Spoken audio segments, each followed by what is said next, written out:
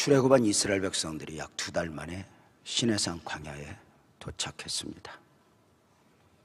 하나님은 출애굽한 이스라엘 백성들을 시내산 광야에 진을 치게 하신 후에 모세를 시내산 위로 불러 올리셨습니다. 출애굽한 이스라엘 백성들을 제사장 나라 거룩한 백성으로 언약을 삼기 위해서였습니다. 하나님은 출애굽한 이스라엘 백성들을 언약 안에서 제사장 나라 거룩한 백성으로 삼기 위해서 많은 선물들을 안겨주셨습니다. 십계명을 중심으로 한 율법과 제사제도, 절기제도, 그리고 성막입니다. 하나님이 주신 많은 선물들 가운데 성막은 최고의 축복이었습니다. 십계명을 중심으로 한 율법 앞에서 죄인임을 인식한 백성들이 성막에 가서 죄를 해결하는 곳이었으니 성막에서 하나님을 만나는 곳이었습니다. 성막은 한마디로 복음을 보여주고 복음을 경험하는 곳입니다. 구약을 읽으면서 성막에서 복음을 보지 못하면 복음의 축복을 받고서도 그 복음의 깊이를 모르는 경우와 같다 말씀을 드릴 수 있습니다. 신구약 성경의 중심은 복음입니다. 창세기 1장부터 계시록 22장까지 도도하게 복음이 흐르고 있습니다. 구분을 하면 신약 성경을 건물 복음이라 이렇게 말씀을 드리면 구약 성경을 설계 복음이라 이렇게 말씀을 드릴 수 있습니다. 보여지는 건물보다 설계는 훨씬 더 디테일합니다. 이 건물이 어떻게 이렇게 지어졌지? 이것을 알기 위해서는 구약으로 가서 그 설계도를 자세히 살펴보면 아하, 그래서 예수님이 오셨구나, 그래서 예수님이 고난받으셨구나, 그래서 죽으셨구나, 부활하셨구나, 승천하셨구나, 다시 오시는 것이구나 알 수 있는 바입니다. 구약 성경이 설계 복음이라면 그 중심에는 성막, 성전이 있습니다. 성막에 복음이 담겨 있는 것입니다. 그래, 성막을 이렇게 표현합니다. 하나님을 만나러 가는 약도라, 이렇게 말입니다. 대부분 성경은 길이요 진리요 생명이라 하실 때 이 말씀을 따로 띄워놓고 보면 이해가 잘 안 되지만 성막과 함께 딱 보면 예수님은 성막 안에서 하나님을 만나러 가는 길이요 진리요 생명이 되는 것입니다. 나는 양의 문이라 할 때 그 문은 바로 성막 문을 말합니다. 그러니까 성막을 모르고는 그런 깊이를 다 헤아려 알 수가 없는 것입니다. 성경에 이렇게 말합니다. 동이 서에서 먼 것 같이. 그 동이 서에서 먼 것 같이가 바로 성막 문에서 지성소까지를 말하는 것입니다.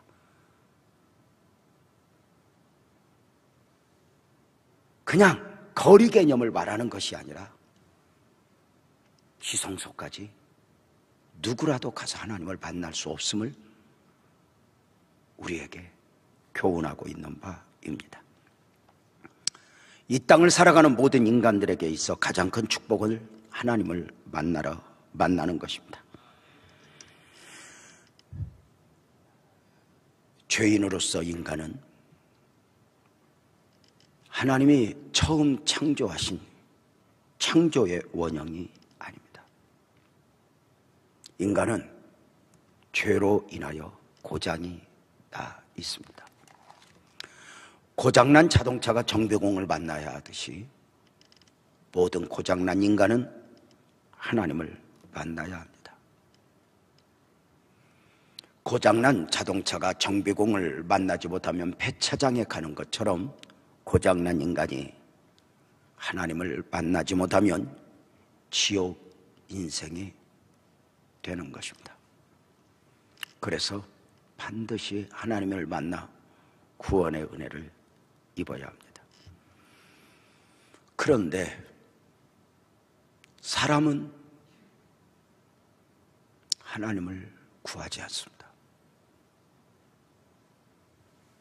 하나님이 저들에게 길을 알려주고 만날 수 있는 방법을 제시하시니 출애굽한 이스라엘 백성들에게 제사장 나라 거룩한 백성으로 삼으신 가운데 성막을 세우게 하사 그 성막에서 당신의 백성들을 정한 장소, 그곳에서 정한 원리에 따라 만나 주시는 것이었습니다. 특별히 성막의 지성소에서 말입니다. 출애굽기 25장 22절에서 그렇게 강조하죠. 거기서 대화네가 만나고 했는데 거기서가 바로 지성소입니다. 성막에서 중심에 있는 지성소, 그 지성소에 있는 법궤 앞에서 내가 너를 만나주리라 하신 것입니다. 성막이라고 하는 이름은 원래 원어로 미시칸이라고 하는데 그 뜻은 거처한다입니다. 하나님이 거처하는 장소, 머무시는 장소입니다. 자, 시간 밖에 계신 하나님이, 공간 밖에 계신 하나님이 공간 안으로 오셔서 아담과 하와를 만나주셨습니다. 그죠? 그 부분은 우리가 이미 제가 설교를 했던 바입니다. 공간 안에, 공간 밖에, 시간 밖에 계신 그분이 정한 날이 되면 정한 시간에 아담과 하와를 찾아 예배를 받으시고 만나 주셨던 바였는데 그 하나님이 장소를 정하셨으니 성막, 지성소에서 내가 너를 만나 주리라 한 것입니다. 그래서 성막은 하나님을 만나러 가는 약도라 이렇게 말씀을 드릴 수가 있고, 성막이 하나님을 만나러 가는 약도라면 그 성막을 보는 눈 또한 열려야 하는 것이니 바로 그곳에서 길이요 진리요 생명이신 예수 그리스도를 만나야 하는 것입니다. 많은 분들이 성경을 그대로 읽는 것 같지만 의외로 인간의 죄성은 보고 싶은 대로 보고 듣고 싶은 대로 듣습니다. 그래서 내가 보고 싶은 바, 듣고 싶은 바, 정한 바에서 벗어나면 가려버리는 것이 아주 묘한 인간의 죄성이니 그 죄성이 성경을 읽을 때도 적용을 하는 것입니다. 그래서 주님이 너희가 구약을 읽을 때에 수건을 쓰고 있구나, 그 말씀이 고린도후서 3장 13절에서 18절까지 나오니 한 목소리로 한번 읽어볼까요? 시작. 우리는 모세가 이스라엘 자손들에게 장차 없어질 것에 결국을 주목하지 못하게 하려고 수건을 그 얼굴에 쓴 것 같이 아니하노라.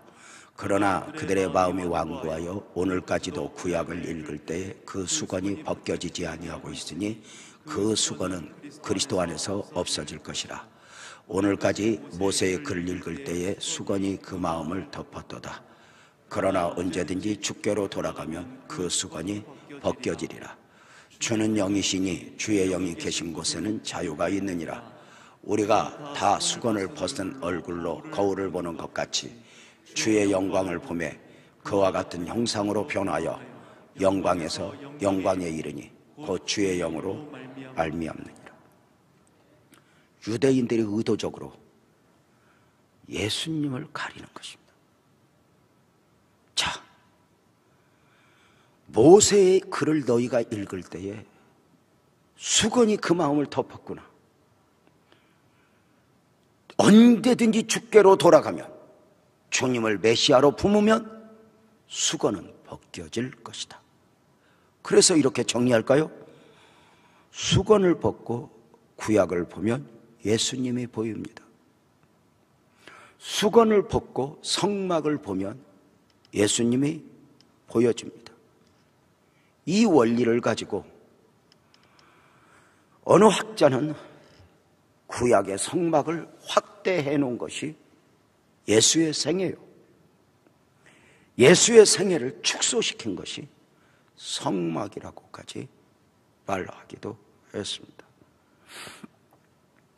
성막은 구약 성경은 결국 예수님 이야기요, 예수님을 보여주는 것입니다.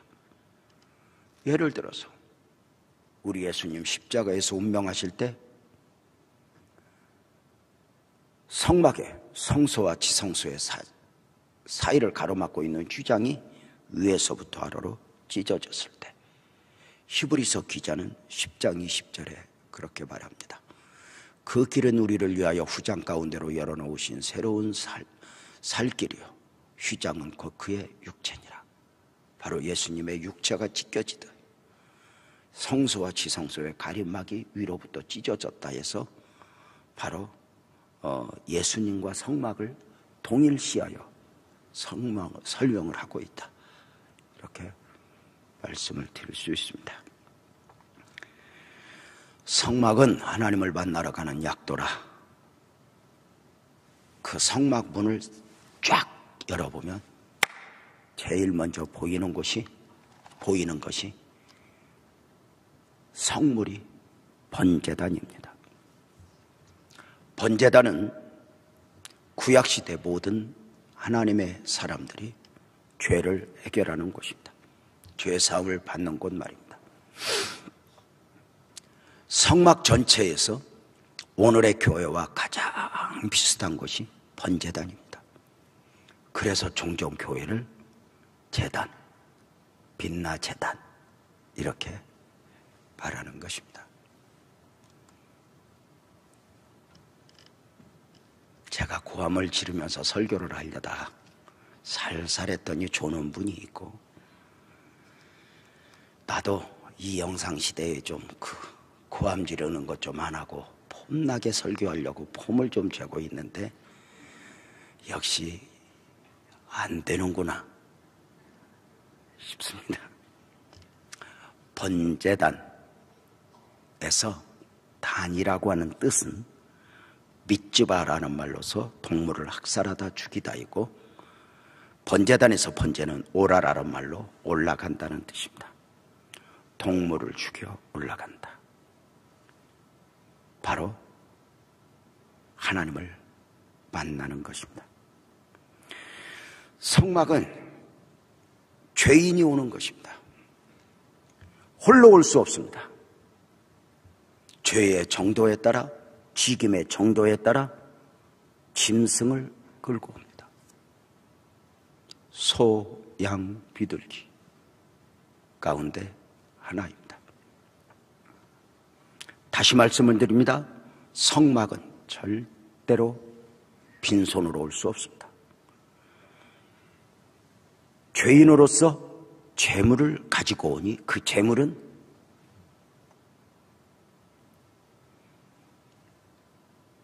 삶의 정도에 따라, 가난하면 비둘기, 부자면 소, 또 죄의 정도에 따라 살인죄를 저지르고 비둘기 한 마리 갖고 와서 안 됩니다. 직분의 정도에 따라 장로가 70인 역을 맡은 어른이 비둘기 한 마리 안 됩니다. 다 정한 바가 있습니다. 자, 그렇게 동물을 번제단 앞으로 가지고 오면 안수합니다. 죄를 정가하는데 원칙이 있습니다. 자범죄는 죄인이 안수하고 원죄는 제사장이 안수합니다. 그래서 죄인의 죄를 동물에게 전가시켜 그 동물을 제물로 하나님 앞에 드리는 것입니다. 이렇게 표현합니다.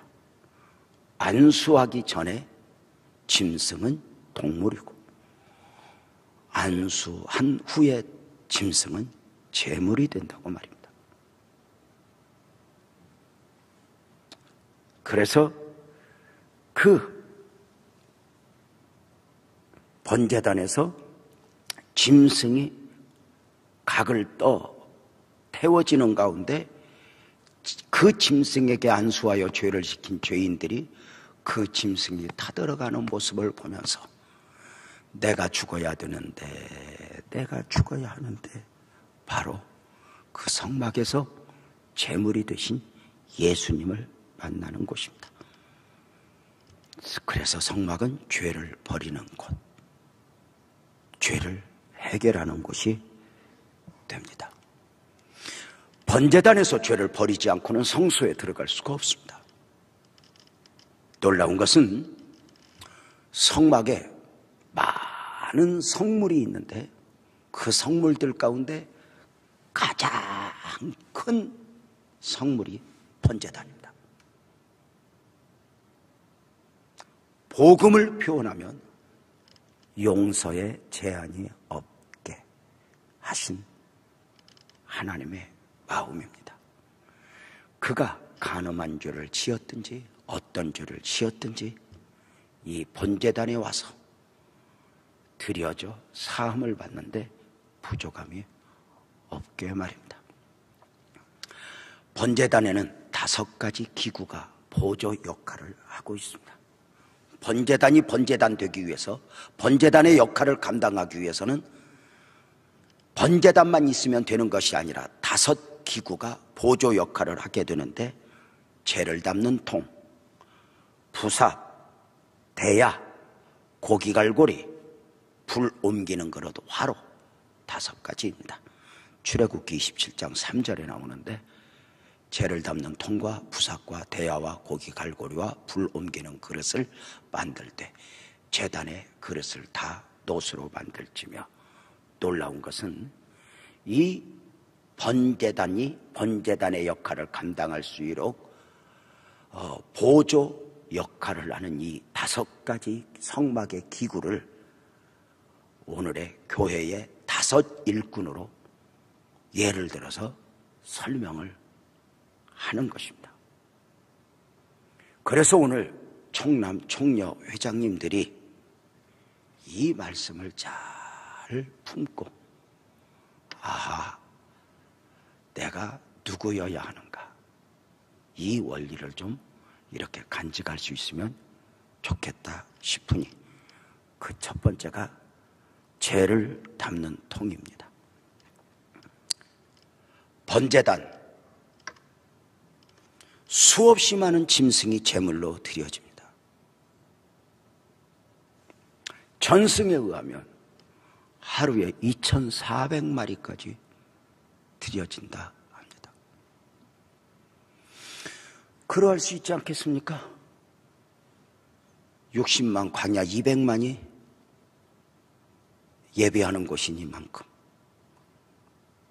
자, 그러면 부를 때 불을 피워 2,400마리의 제물이 드려진다면 제물이 드려진 가운데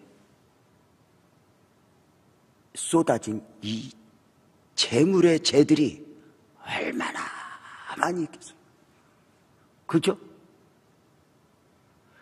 우리가 옛날 아궁이를 써봤지만 아궁이 재를 긁어내지 않고는 불을 뗄 수가 없어요. 마찬가지로 제물이 드려지고 나면, 불에 태워지고 나면 재가 쏟아질 때마다 제사장들, 그 사역을 맡은 제사장들이 재 담는 통에 그 재들을 옮겨 담아 뚜껑을 꼭 닫아 바로 재 버리는 곳에 가서 쏟게 되어 있습니다. 재 담는 제사장이 그 일을 외면하면 성막은 금방 지저분해지고 문제가 되는 것입니다. 이렇게 말합니다. 번제단은 깨끗할 수가 없다. 죄인이 제물로 죽어갔는데 어찌 깨끗할 수 있겠는가? 오늘의 교회가 그러하다. 모르는 사람들은 교회를 천국으로 보지만 아니다. 교회는 수없이 많은 죄인들이 죄 문제를 해결해 가면서 마치 재가 쏟아지듯 죄인이 남기고 간 흔적들, 죄들이 교회 안에 난무할 수 있다. 그래서 재 담는 통에 재를 제대로 담지 않으면, 뚜껑을 닫지 않으면 이 재가 날아다니듯이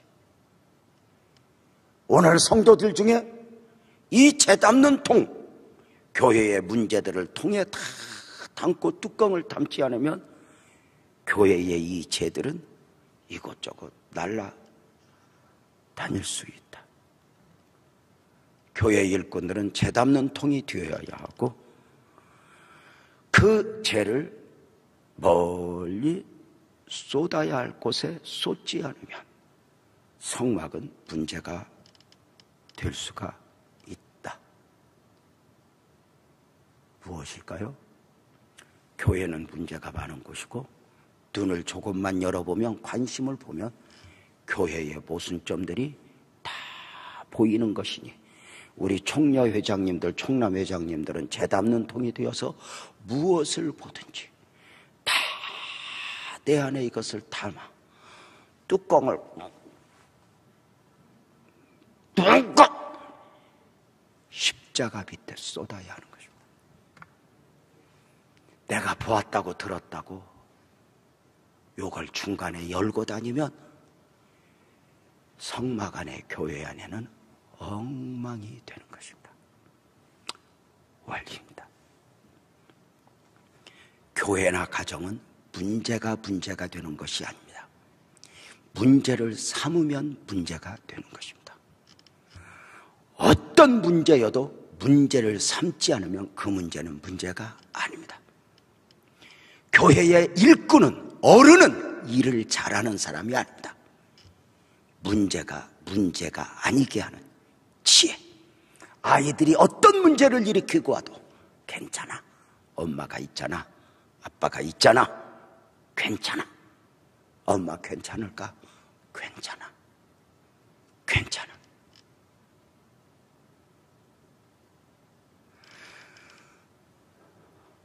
엄마 나 군대 무서워서 못 갈 것 같아. 괜찮아. 아들아 괜찮아. 아빠가 대신 가면 돼. 법적으로 아빠를 안 받아주니 다행이지. 틀림없이 여자들은 아들 대신 남편을 처박아버려. 자, 보십시다. 당연해. 아들은 내 새끼고 당신은 시어머니 새끼. 자, 여러분 봐요. 그래서 참 중요한 게, 재 담는 통의 모범은 예수님입니다. 털 깎는 자 앞에서 잠잠한 양처럼 불법 재판을 받으면서도 한 번도 그 입을 열지 아니하였으며, 유난히 교회에 문제가 많이 보이고 목사의 문제가 많이 보이는 것은 똑똑한 것이 아니라 죄송하지만 불쌍한 것이라 할 수 있습니다. 왜냐하면 그 부분을 다 극복해야 하니 말입니다. 그래서 교회의 일꾼들은 재 담는 통이 되어야 한다. 이게 성경적 원리입니다. 다 십자가에 쏟아놓는 것입니다. 두 번째가 부삽입니다. 번제단에서 재를 이렇게 긁으니 부삽 일꾼은 어디에 재가 있고 어디에 문제가 있고 어디에 무엇이 필요한가를 잘 압니다.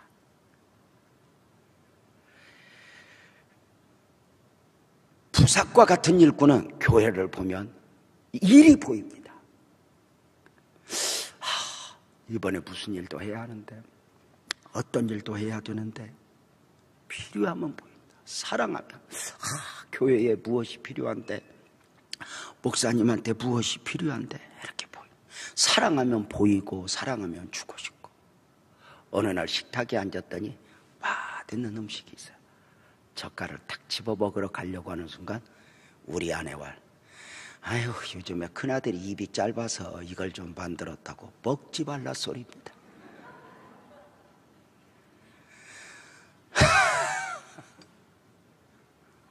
나는 시어머니 새끼거든.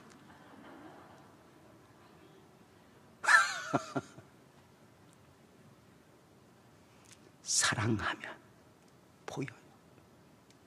무엇이 필요한지, 무엇이 귀한지. 우리 방에서 저를 섬겨주고 있는 이강미 권사님이 저를 그렇게 챙겨요. 어디 가서 맛있는 거 보면 우리 목사님하고 가져와요. 집에서 뭐라면 우리 목사님하고 가져와요. 사랑하니까.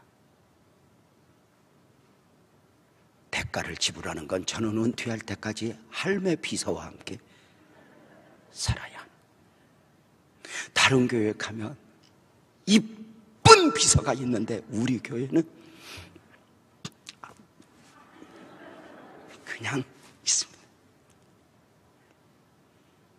이강민은 내가 옷을 갈아입어도 그냥 문 열고 들어옵니다. 아무 상관없습니다.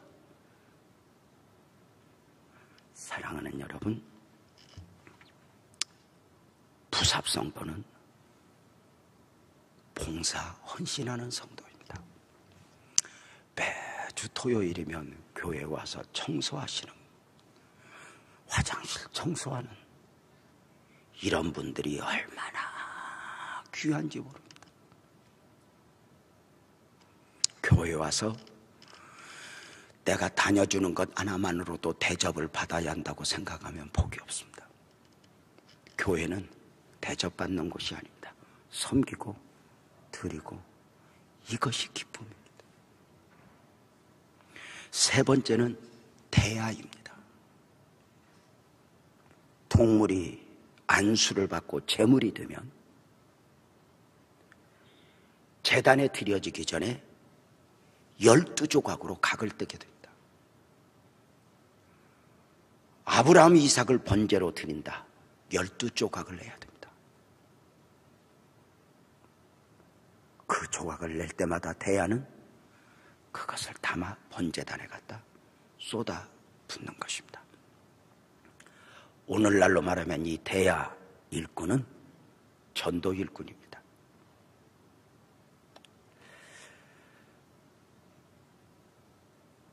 구원받아야 될 성도들을 교회 제단까지 따르는 것입니다. 대야가 없는 번제단 역할을 할 수가 없습니다. 전도교인이 필요합니다. 모두가 전도하지는 않습니다.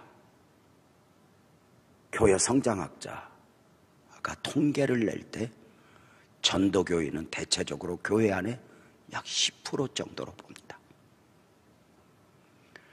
90%는 나 하나 다녀주는 것으로 고마운 줄 아시오. 나도 달랑달랑하고 있어. 이런 스타일입니다. 그러나 10% 정도는 내가 전도해야 하는데 그 소명을 안고 전도를 하는 대야 일꾼입니다. 목사보다 귀한 성도일 수 있습니다. 전도, 예수님이 오신 목적이고 제자들을 보내심의 목적입니다. 네 번째 기구는 고기갈고리입니다.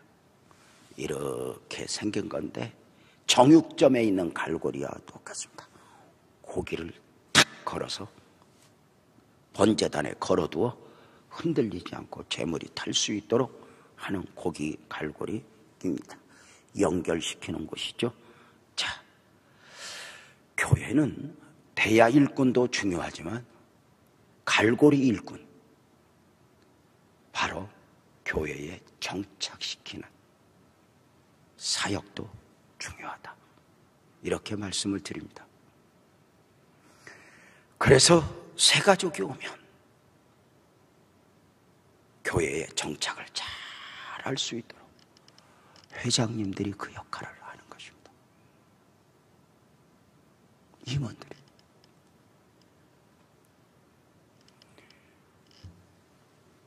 목사가 다 관심을 가질 수가 없어요. 부목사님들도 교구를 받았지만 관심을 다 가질 수 없어요, 사실. 그런데 그 사이사이에서 고기갈고리의 역할을 우리 회장님들이 하는 것이니 교회에 나오지 않는 성도들을 가서 갈고리로 콕 집어서 저녁 예배에 갖다 걸어놓고 수요 예배에 갖다 걸어놓고 철야 예배에 갖다 걸어놓고 번제단에서 은혜를 입게 하는 그 역할입니다. 아주 중요한 역할입니다. 그래서 우리 회장님들을 이렇게 보면 최선을 다해서 회원들을 섬겨주는 회장님들로 인하여 감동을 합니다. 화성교구에 제부도에 사는 성도가 있습니다.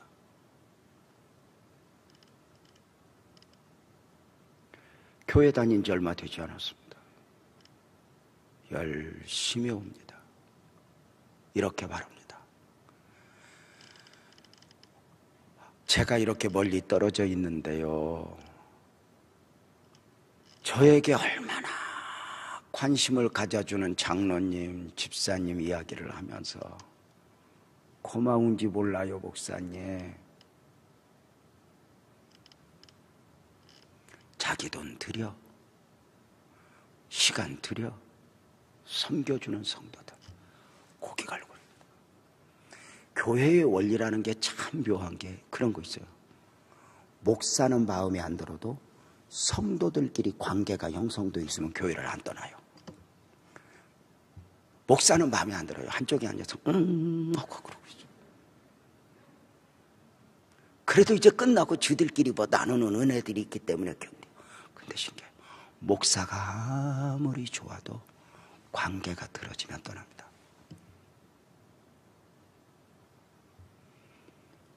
교회의 역할 중에 하나가 성도의 교제와 이렇게 말하죠. 아주 중요한 역할이에요. 다섯 번째 그릇이 불 옮기는 그릇입니다. 성막이 이동할 때, 번제단이 옮겨질 때 불 옮기는 그릇에 화로에 담아 다음 장막이 진을 치는 곳까지 성막이 다시 정리가 될 때까지 불을 보관하는 화로입니다. 불을 옮기기도 하지만 보관하여 지키는 곳이고 불이 불다워지게 하는 것입니다. 교회에 이 불 옮기는 그릇의 일꾼은 은혜 받게 하는 성도, 불 받게 하는 성도, 바로 역할입니다. 목사가 가장 좋아하는 일꾼입니다. 예배당에 와서 은혜 받아야 돼 하고 데리고 앉아서 오늘 내 옆에 앉아. 그리고 막 장수하면서 같이 해. 이거 제일 좋습니다. 데려다 놓고 줘라.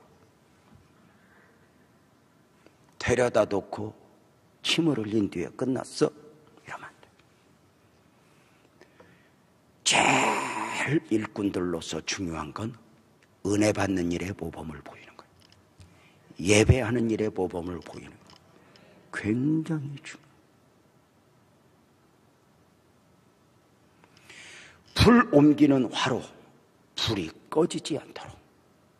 전승에 의하면 이 번제단에서 보여지는 은혜들이 얼마나 많은지 몰라. 대제사장과 제사장들이 성령으로 충만하면 이 막 불이 막 번제단 불이 타오르는 가운데 하루에 2,400마리를 막 번제단의 제물로 드려도 순식간에 다 제물을 소화시킨대요. 그런데 대제사장이 은혜가 떨어지고 제사장들이 은혜가 없으면 그냥 한 마리만 올려놔도 지글지글지글지글지글지글지글지글 몇 시간을 해도 제물이 안 탄대.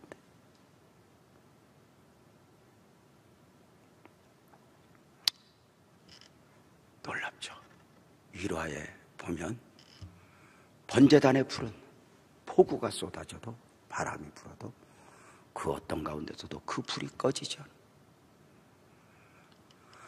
하나님이 그 불을 지켜주시고 그리고 불 옮기는 그 불을 지키고자 하는 몸부림들, 교회 안에 도도하게 흐르는 이 은혜들, 이 귀한 것이 우리에게 필요한 것이죠. 5 일꾼을 말씀을 드렸어요.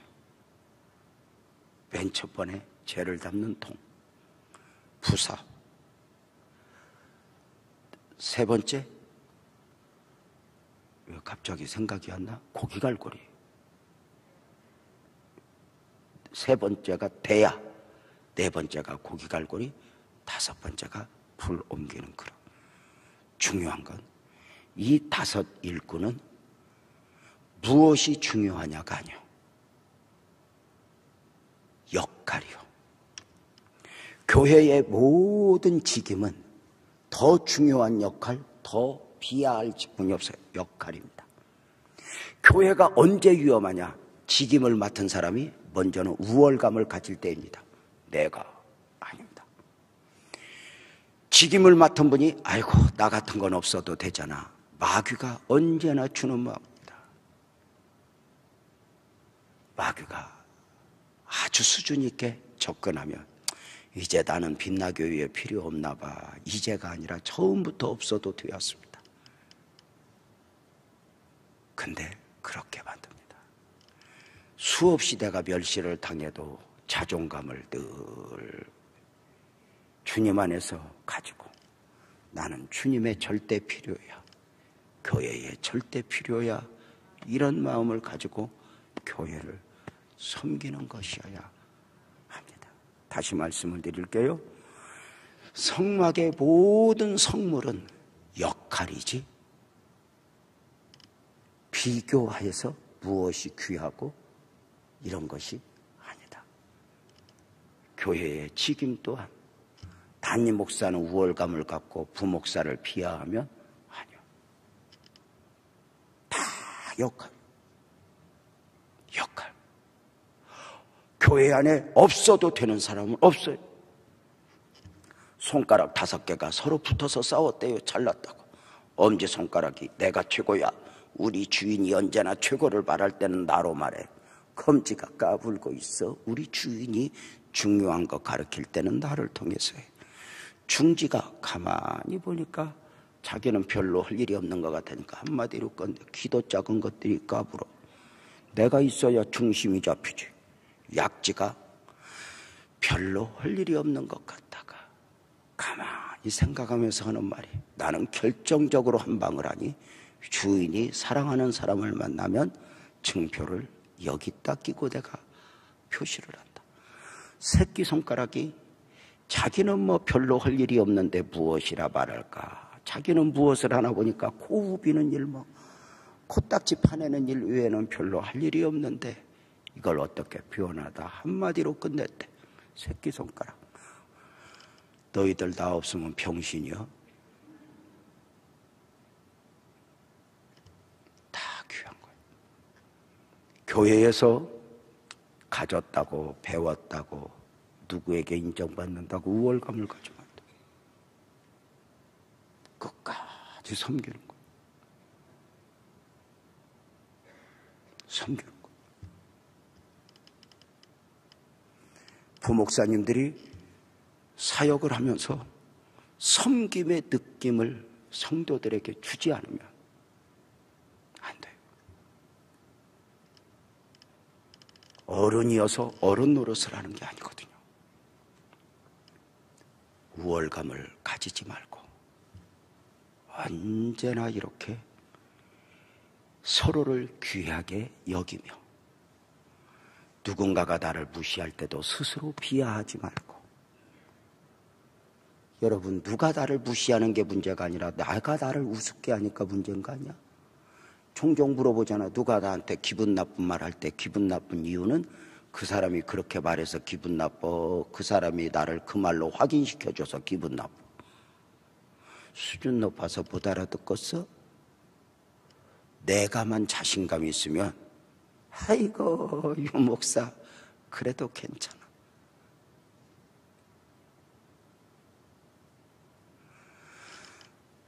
존경하는 여성분들에게 말씀을 드립니다. 집에서 시어머니 새끼 자존심을 건드리면 안 됩니다. 남편은 잘나진 못했지만 자존심 하나로 살아갑니다.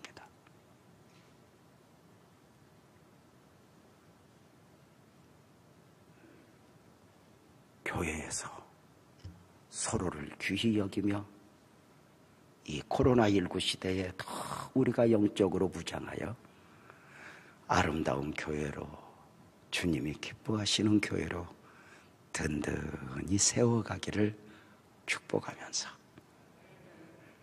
오늘 회장님들 만나서 설교하다 보니까 너무 좋아서 이렇게 설교 시간이 조금 길어졌다 싶지만 우리 잘합시다. 기도하겠습니다.